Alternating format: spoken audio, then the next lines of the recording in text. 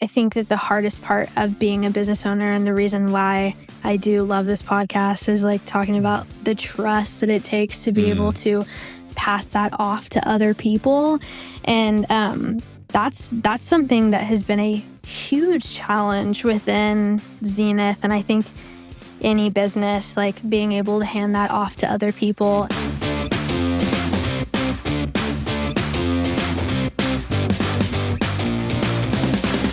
Welcome back to the TrustBuilt Podcast. I am your host, Alan Bennett, and today we've got a special episode. We are going to take a different approach. We are still talking with a small business owner. Today's guest is Stella Rodda, and Stella has a coffee company, Zenith Coffee. Zenith, yes. Yeah, and she is on her first business. I'm assuming we're going to have more, but this is the journey that she is on, and we want to talk about how she started her business, where she has the vision and the path that she wants to see and the results that she'd like to see out of her business. So welcome to the show. Yes, hello. I'm so excited to be here. So let's get a background. How did Zenith Coffee, where did that come from? Yeah, absolutely. So a little bit of background about me. I am extremely stubborn. I think that that's why I was born to be a business owner.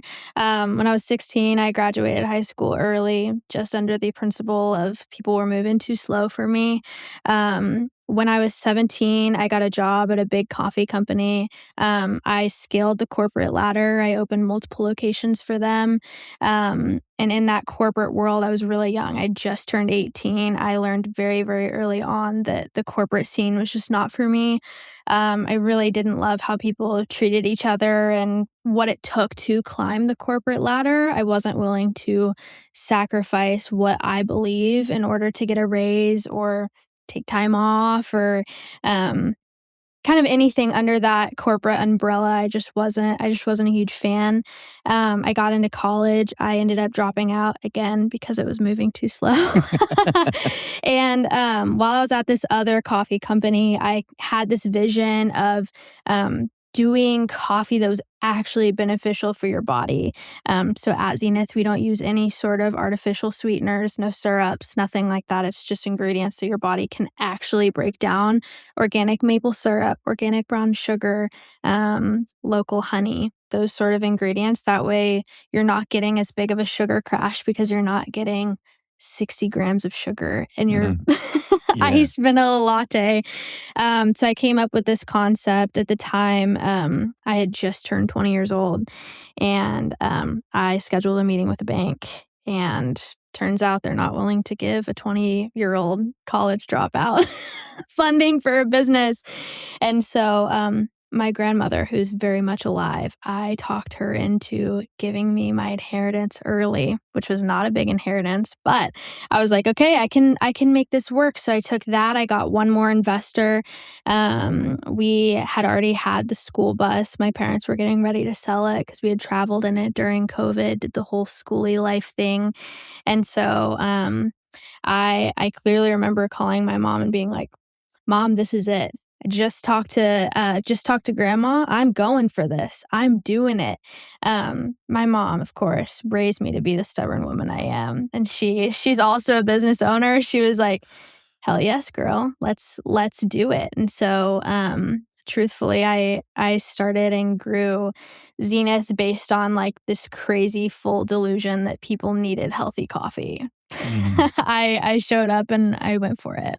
Yeah, and you're finding a following. I mean, there's people that you're finding those people exist out there, right? Oh, absolutely. The stories that I hear from customers about how much better their body feels with coffee that has some really cool and unique and healthy ingredients in it has been absolutely incredible. And even to be able to educate people on social media, hey, like they're not telling you just how horrible this coffee is for you. Like for instance, like a medium iced blondie has got, this is a 7 brew drink for the people that don't know. It has got 800 calories and 70 grams of sugar. Wow. That is wild. Like your body has no idea even what to do with that amount of sugar when you first wake up. And so there's so many people that just didn't know. So being able to like educate people and also inspire people that like, hey, you can push back with these bigger corporations, and you can do things differently. When you let's go through the very beginnings of I'm doing this, right? So I've got the bus. Is there a bus? Okay. Yep. So I've got the bus. I've got, I want to walk through that process, because it takes commitment to not only say, I've got a little bit of money, I've got this thing, but to implement, to execute on getting that done. Yeah. Talk a little bit about that part of it, to where you've committed to doing it. Now you're going through the steps to actually open the door and take the first sale. Absolutely. What was that like? Yeah. So I did it in 3 months. I got the LLC, and 3 months later, like we went for it. I'm really thankful that both of my parents and my grandmother, actually all three of them, are entrepreneurs. So I had some really incredible people to look up to throughout this whole entire process. Of course, they hadn't done it in the food industry, which is such a wild industry to try to make it in. But I mean, it was so much YouTube. It was so much wild delusion and confidence that this idea was going to work. That's my superpower, delusion. I am so dead set on this idea. Like, I am going to make this work. And so during that 3 months, I came absolutely obsessed over this idea of having the freedom of owning my own business. And I think that's kind of a trap that social media loves to like create, is like, well, when you own your own business, you just make money and do whatever you want all day long. That is not at all true. And so I mean, the vision boards in my room, the visualization that took place in order to get this brand off the ground. Like I said, it was 100% delusion that I was able to turn that around so quickly. I moved back in with my parents. I knew that it was going to be really difficult to get that first paycheck and to really like be able to survive on my own without it. But I'm really thankful there. I actually started like DMing random coffee shops, like, hey, can you please get on a Zoom call with me? I've got this crazy idea and I really need some help. And so there were some incredible coffee shops that actually said yes to that and were able to help me get that off the ground. I think at that past corporate coffee company where I was able to open a lot of locations, that was huge, having that experience as well of like, okay, this is what it's going to take to open something and really get the word out. You know, as I hear you tell your story, in the line of work that I do in helping leaders within an organization develop teams and develop a business, in the entrepreneur world, there's I've got 3 buckets that I put people in when I start hearing about their journey, and there is the mountain climbers, and then there's the freedom fighters. And then there are the, what's the other bucket? It'd be like the craftsmen, right? So you got craftsmen, that I've got this product that's very unique and I am building something that nobody else can build it this way. I've got the freedom fighters, which you clearly identified yourself as but I think, the thing is, even though I've got these 3 buckets that I put people in, what I'm hearing with your journey, I'm hearing a little bit of all 3. Yeah.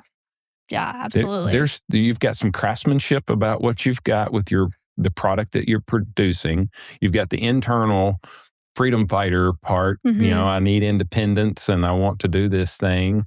And then you've also got this mountain climber thing that what I'm hearing, and I may be projecting onto you, but it sounds like it's not going to stop with just a school bus or 2. Yeah, absolutely not. Talk a little bit about that. Yeah. So there's also this idea, I think, when you start a business that this business that you start, you are stuck in this for life. Like this is what you're doing. This is your entire life. I'm really thankful to have paid back all of my investors. And so, I mean, with the bus, our overhead is so little. It's been such a wonderful, wonderful experience to learn and grow. We're currently, we're building a drive-through. So we are going to have a small little drive-through that's out of a pretty big trailer, which is going to be awesome that we're able to just straight up pay for up front. That way we don't have to go the loan route, anything like that. But truthfully, I think that being in the food industry, you know more than anyone, is brutal. Like it is absolutely brutal. And there are so many factors that come into play. I mean, this is any business, but specifically the food industry that is so wildly outside of your control. And so Zenith will always be a part of me. I don't know if it'll be my forever, just because the food industry is so brutal. And so I don't know. And I don't know what that next step looks like. But I'm really thankful for the things that Zenith continues to teach me every single day. I thought in my mind that I would love to have a franchise, and I fully believe that we could do it. It's just, is that the life that I really, really want? Like, is running a massive, massive company where we, I'm putting my brand and what I've grown in other people's hands to franchise. It's like, is that going to be something that I can do? And I don't know. I don't know if that's what's next for me. And I think at the beginning, I think that the hardest part of being a business owner, and the reason why I do love this podcast, is like talking about the trust that it takes to be able to pass that off to other people. And that's something that has been a huge challenge within Zenith. And I think any business, like being able to hand that off to other people. And so I don't know if Zenith if that is my forever, and if it's going to bring the kind of life that I want. But I am really excited for this drive-through. I think it's going to be incredible. Something that is difficult right now is Zenith can't be open unless I'm working. I'm the only one that can drive this 30-foot monster of a lifted bus. And so I'm so excited for the drive-through, because I can my girls that work for me are absolutely some of the most incredible women I've ever met. And so I'm really excited to hand that off to them and be like, okay, y'all got this. Yeah, right. I'm done. Y'all can manage this drive-through. And so the first step when I'm working with clients in a situation similar to this is knowing thyself, is what I call it. Understanding who you are, your behavioral styles, what your driving forces are, and emotional intelligence. Yeah. So it's all about being real clear as to what moves you to action and how you operate in this world, right? So what I've heard from you describe, you're definitely a visionary, right? And you're an executioner, right? Not that you kill anybody, not that kind of. I'm talking you execute, right? Sure. Strategic execution. And that's a gift. And you mentioned earlier about superpower. I would challenge you a little bit and say your superpower is getting it done. Results, right? Coming up with a plan and executing on the plan. It's a huge superpower, and not everybody has that. You also have some visionary, which leads you in, you kind of lean a little bit more into the people side. So you value results, and I also hear that you value people and interaction and the whole relationship thing. The blind side that I could see in understanding a little bit about you and your behavioral styles is, who do we complement ourselves with? Who has superpowers that we don't have? And how do we build that team that can support some of the gaps that may exist, and recognizing the strengths that you have and what moves you to action, and how somebody who's moved to action in a different way with a different style can be complementary, not competitive. Sure. So when you start building a team, so you've attracted these clients because of a product and a service that you do. So it's going to be probably a combination of those two. You got a great product and how we serve them that product. Sounds like you got a good plan there. To me, I'm hearing, how do I build a team so that we can serve more clients the way that we're serving them and in different ways? Right. So now you're building teams. Yeah. Right? Who are we looking for? What are the strengths? And that's all about understanding how you're attracting people. So let's just take clients, or customers. I'm using clients, but let's take customers, for instance. What do they see in the products and services that we offer, and why is it important to them? So you've got a handle on that. If you can take that mindset or that understanding of how your customers are drawn to you, then you can apply that system to team members. And how do we draw them in? So, for instance, I saw a post on LinkedIn where this business owner had said, well, hey, we're hiring, right? These are the things we got. So they went through the whole thing. If you know somebody and they started going down this list, and I'm looking at the list, and it sounds great when you say competitive, benefits. We got 401k and $70,000 salary. And so they went down this checklist, and it looks like an HR person wrote this, right? And I thought, I was looking at it as far as what type of person are they after? They're going through and trying to attract them with monetary things, and nothing in there was talking about what the mission of the company was. Where are they trying to go? What kind of clients do they serve? Why do they serve the clients? Why does the company even exist? And trying to draw them in through connection and understanding, and what matters, the core values of the business. You can describe your core values without saying integrity and respect, right, and they know everybody, the eyes glaze over when that happens. So I know I'm getting long-winded here, but the thing about is understanding who you are, who the business is, the mission, the vision, the values. It's not just checklist. It's who it defines the whole thing. So take that and then look at what strengths does the business need, and how do I attract a person like that to come work here and do the things that I need them to do in order for us to accomplish the thing we're trying to accomplish. Does that make sense? Yeah. No, absolutely. Yeah. And so the thing about is unpacking that. How do I know what that is?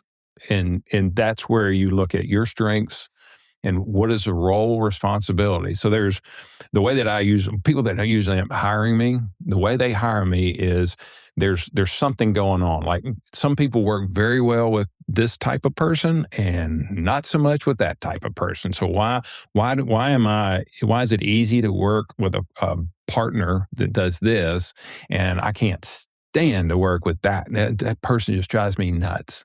What is it about that? So there's two things to consider when you're looking at that. There's the role, and then there's the people. So there's what does the role need, and each of the other roles, understanding what does that role need, what does my role need, and how are these roles connected?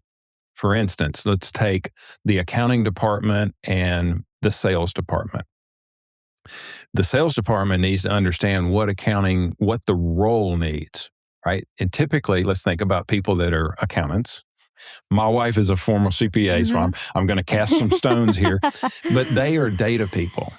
They're all about spreadsheets and facts and figures, and it's all data focused, not so much people. So convincing someone like that, you're not going to smooge them over with some smooth talk, right? Right. Facts and figures and contribution and results is what gets their attention, not your sweet words.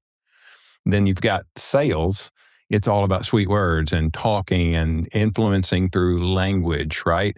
And they don't connect because the way that they operate in this world are completely different. So understanding how the roles, what's needed in the role, and then what type of person fits that role. So if you if they were to tell you, all right, let's just say you're an employee. All right, y'all watch this. I want to see her. This is a test. I want to see your reaction. Now your job has changed.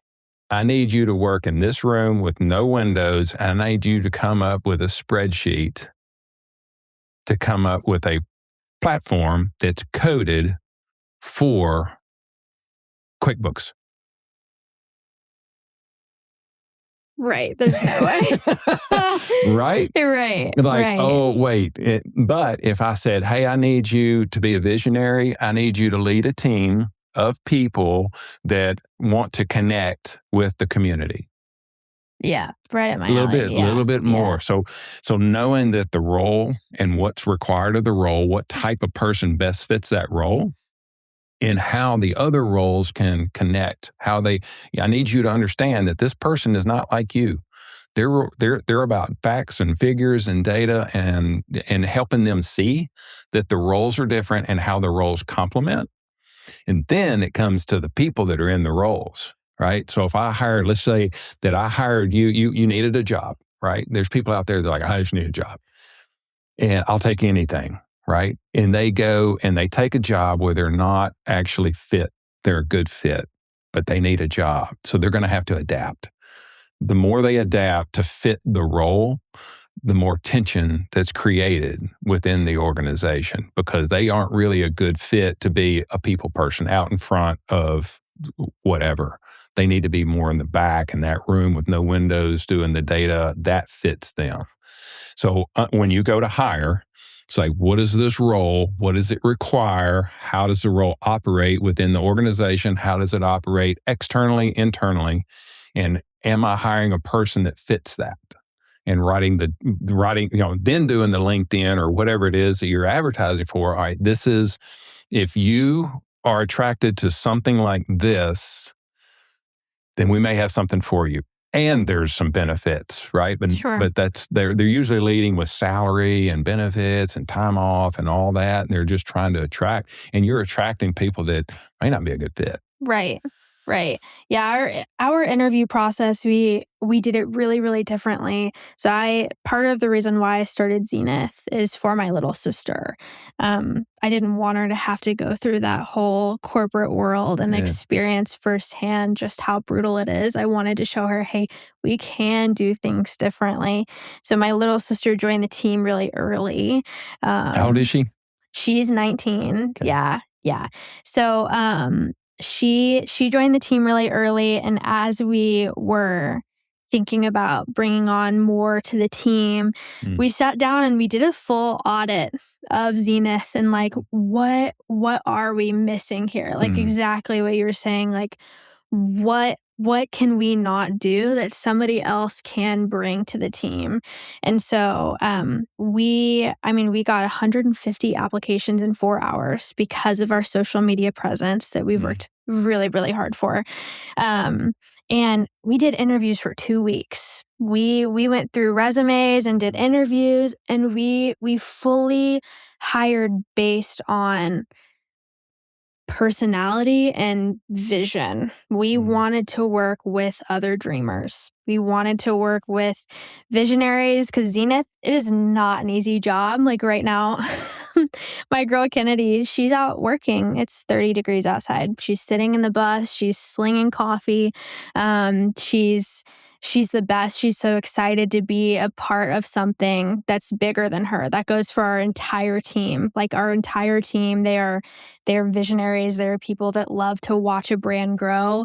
So as we were interviewing, we asked some really, really unique questions like, in your past jobs, what do you wish would have happened? Like, what kind of responsibilities do you wish you would have been given? All of these girls are overachievers. They all are so excited to be a part of a growing business.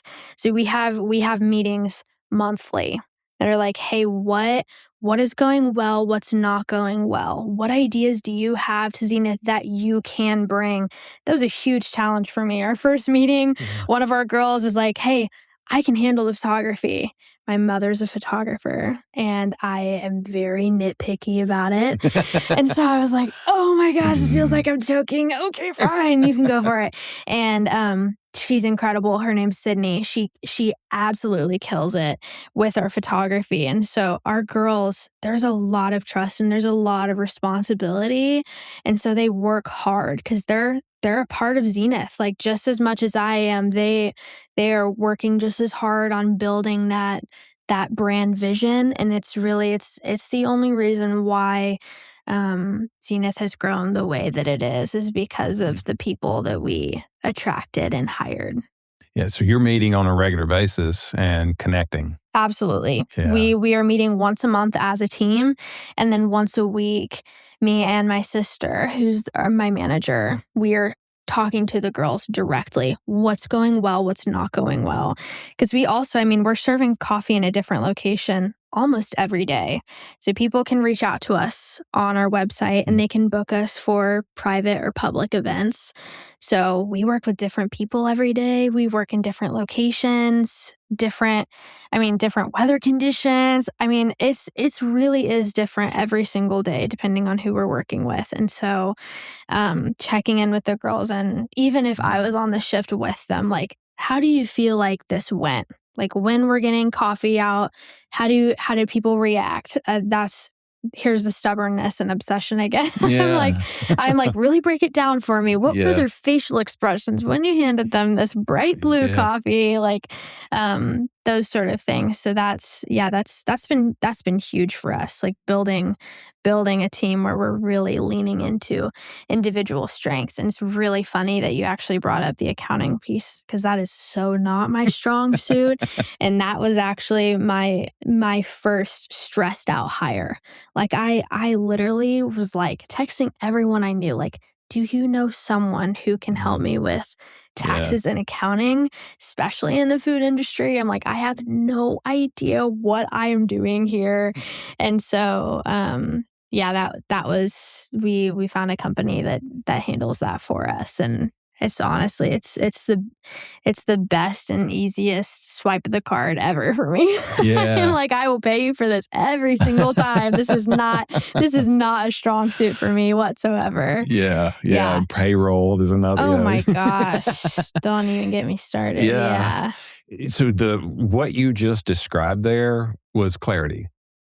Being real clear as to how are you doing. So that's connection. There's connection and clarity and consistency. Those are three pillars of trust. So part of why you're finding some trust within your team at where you are right now is because you've got clarity set up. You're meeting weekly, monthly. You're asking for their input. So the thing that you probably have figured out is people like to be seen, heard, and understood, right? You can read those in books, but what does that look like in the real world, and how do you do that? Right. Is what you're doing now is on this cadence of meetings and the platform of what you discuss consistently and connecting with your team members. That's one of the key ways of building trust. Right. We also celebrate loudly. Like if one of my girls kills it, I'm not telling her directly. It's going in our group chat with the entire team of, you guys should have seen Rachel and Amanda today. They absolutely killed it. Or if Sydney is killing it with the photography, those pictures are going straight into the group chat.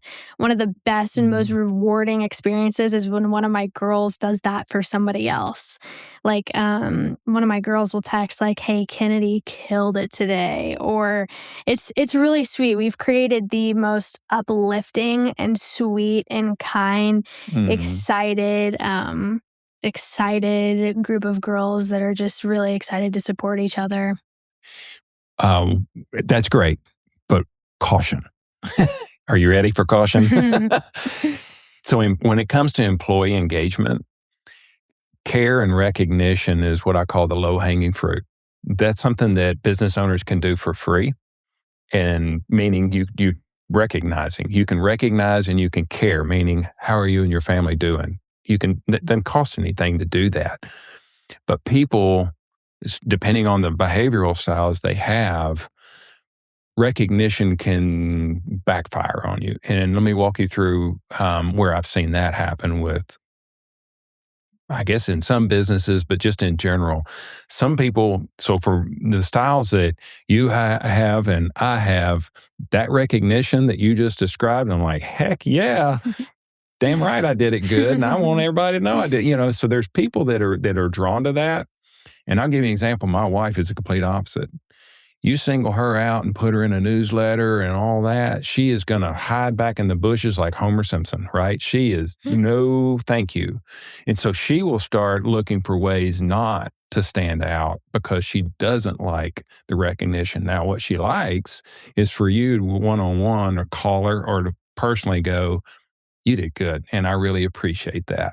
So when it comes to engagement, recognition, and care can backfire if what I always challenge business owners to do is make sure the type of recognition you give is the type that they like.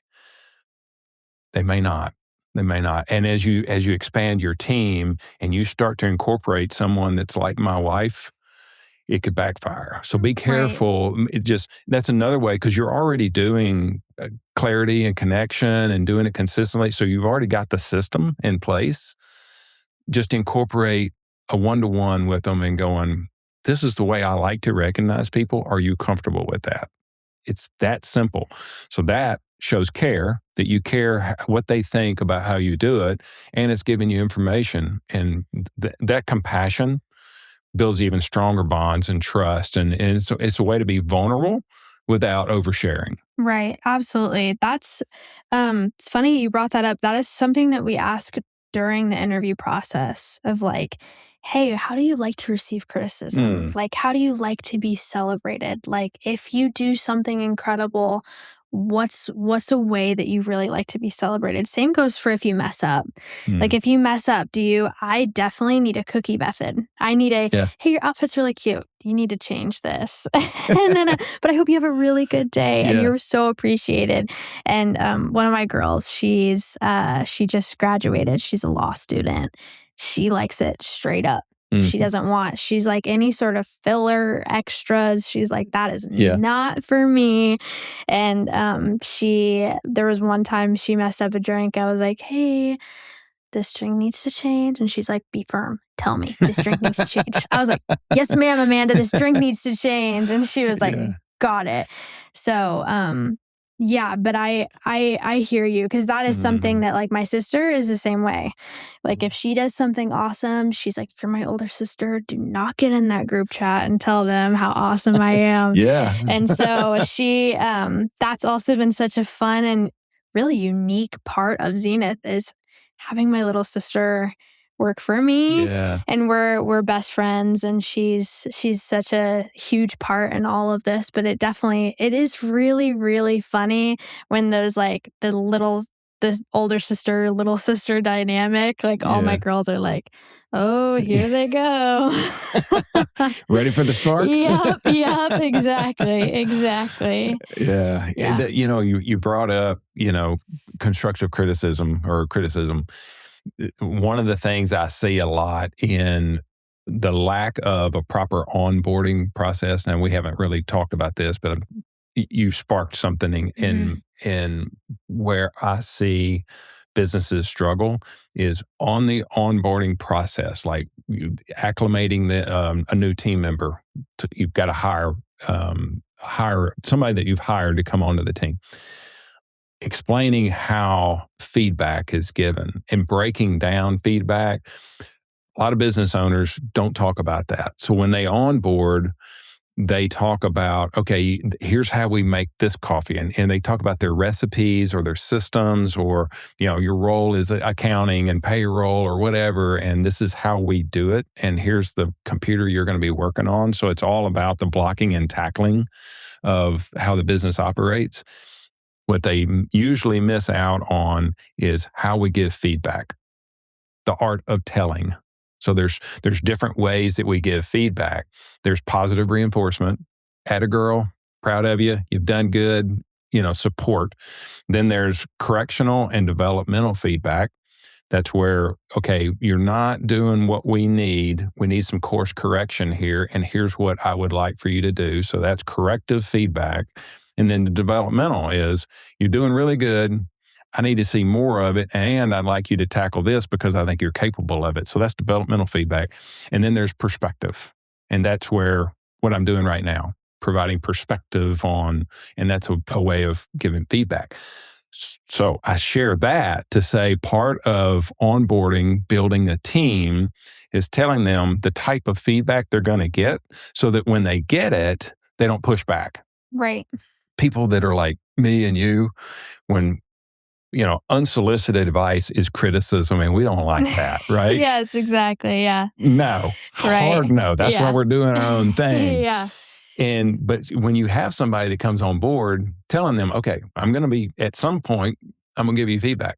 It could be positive, it could be correctional, it could be developmental, or it could just be perspective. But I need you to expect it to come. So when it comes, you don't get upset. Right. Whether upset comes out as an anger or tears or whatever it is.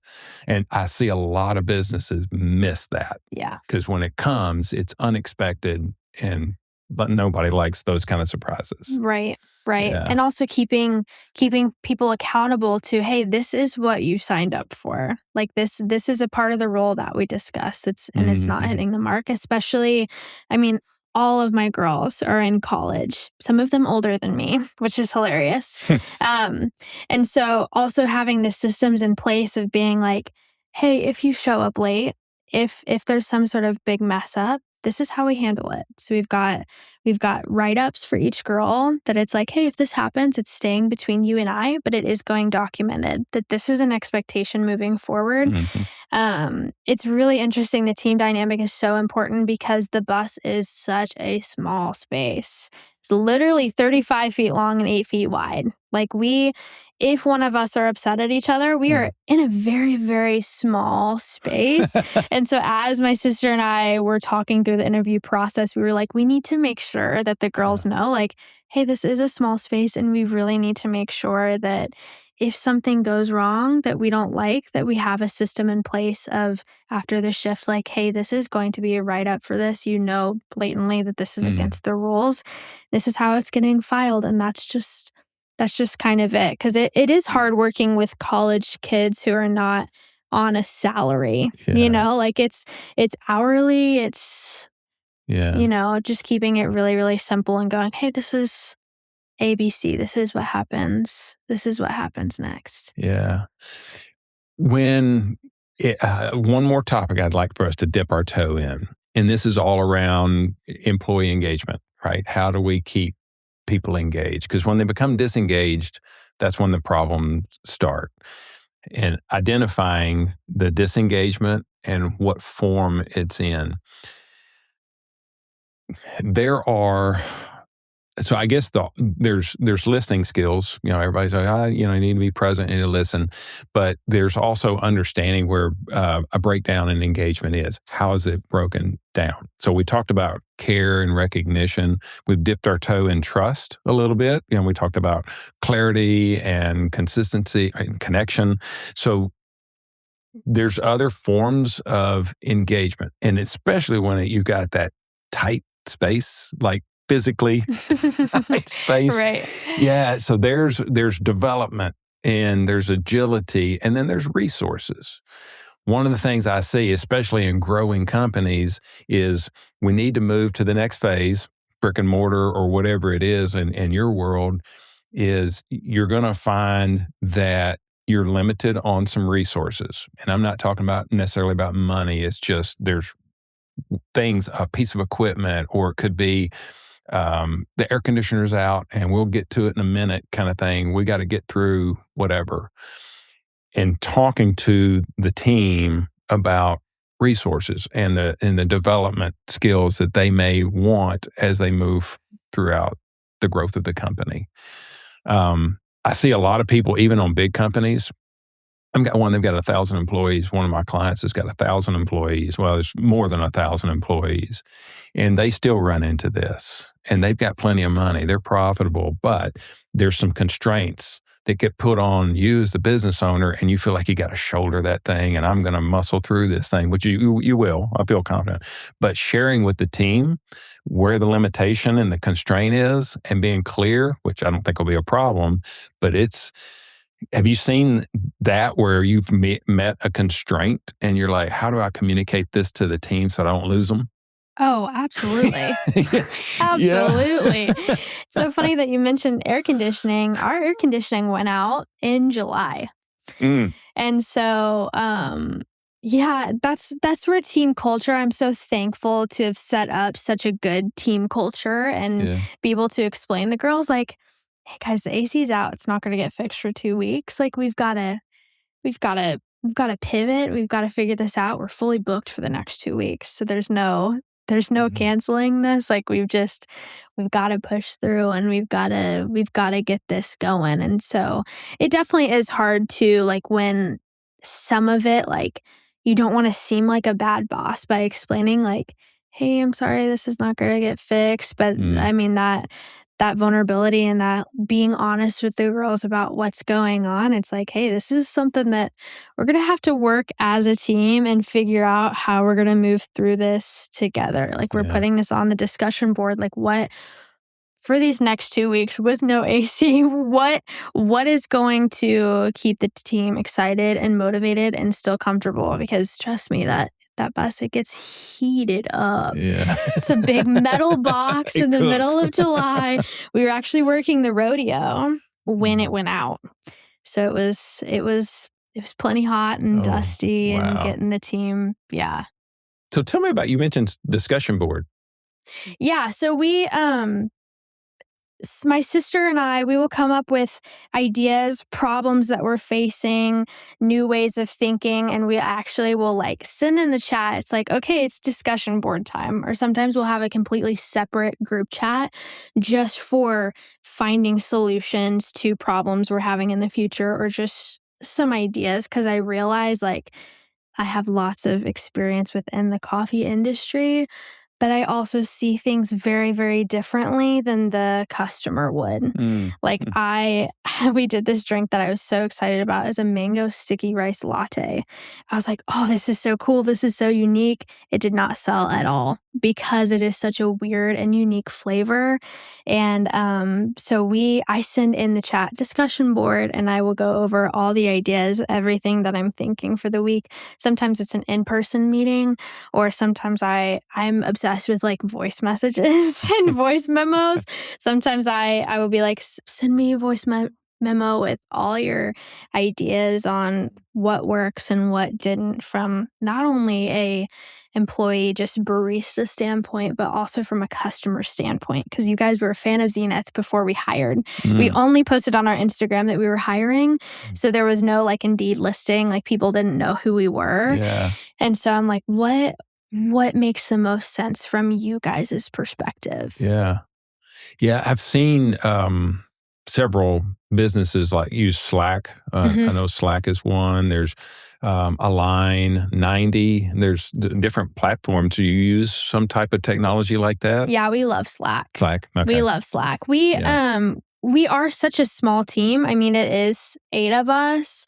And so sometimes Slack is necessary, sometimes it's not, but really just to keep like business and fun separate, because we are all Gen Z. We have very Gen Z humor. And so we've got specific channels for like, hey, this is just straight up funny memes that we've seen. Yeah. And then, okay, this is discussion board. This is new announcements. This is new flavors. That way it keeps it all separate. That's another thing in our rules and in our write-ups and guidelines, that like being on top of it with any sort of announcements is really important to us. And that's why we keep it separate from all the fun and play. And there are some girls on my team that the discussion board, that's not really their thing. They're like, oh, we're just excited to take a cute pic, and that's kind of it, which is totally fine. Like we're trying to lean into people's strengths. And so those different channels they're great. Yeah. Well, that's, we've gone into 43 minutes. Oh my goodness. I could keep going, but I guess the last thing to wrap it up is, in the world that I live in, which is exit planning and how do we create business value, This is a perfect example of how to build a team and to transfer responsibilities. I think you're moving down the right path. There may be some things that you need to pivot on here and there, but that's part of growing and figuring it out. It's like being a parent. Yep. Nobody, you get people tell you how to be a parent, but until you're a parent, and so building business value, especially in the food industry, one of the reasons it's so hard is because it's owner dependent. Everything evolves around that owner. And I think where you're going with some of this, you're moving down that path, and the less you're involved in it, the more attractive it becomes if you were to ever transition out. Sure. Or if you wanted to multiply, say franchise, which means you cannot be involved in the location in Tulsa and Dallas and Kansas City all at the same time, right? So that what you're doing and scaling in that way and creating the systems that are in place is powerful. Makes it valuable. Yeah, absolutely. It makes it easier to run. Yeah, it does. It does. And not only that, something that I've learned to really value is that when I am at my best, my business is at its best. When I can't think clearly and when I'm so exhausted, can't think creatively and book new events, the business actually starts to decline. Like when I can't focus on myself and my own strengths and I'm stuck doing the Sam's runs every single day, it's like the business actually isn't better off because I have my hands in everything because I'm doing everything. I mean, before we hired this last group of 3 girls, I was working over 100 hours a week trying to get all of these little tasks done. And it just is like, wow, we actually cannot grow unless I let go. And it's that way easier said than done. Way easier said than done. My poor fiance experienced all of the panic, even on small tasks. When I let my girls have it, I would call him like crying. I'm like, and what if she does this and it doesn't work out good? She doesn't respond to this email right. Like, what's going to happen? But it's been absolutely crucial to growing a business. Well, I'll share a quote from my wife that I think you'll appreciate. Is back when I was working 100-hour work weeks, she said, I am a loved one and I don't feel loved. Like, okay. Like, all right, I got to pull it together. Yes. My poor fiance met me as I was starting Zenith. And so I had a sit-down conversation with him, very businesslike, and I was like, listen, I'm starting a business. I'm not going to have money for a long time, and you got to deal with it. And I'm growing this business. I'm about to be a maniac. Like, I'm about to be insane. You're never going to see me. And he's the best. He signed up for it. Well, that's great. I appreciate you coming on. This has been a different episode, and I've enjoyed this. I hope you have. Yes, absolutely. Absolutely. This has been so fun. So as we wrap up, where can people find you?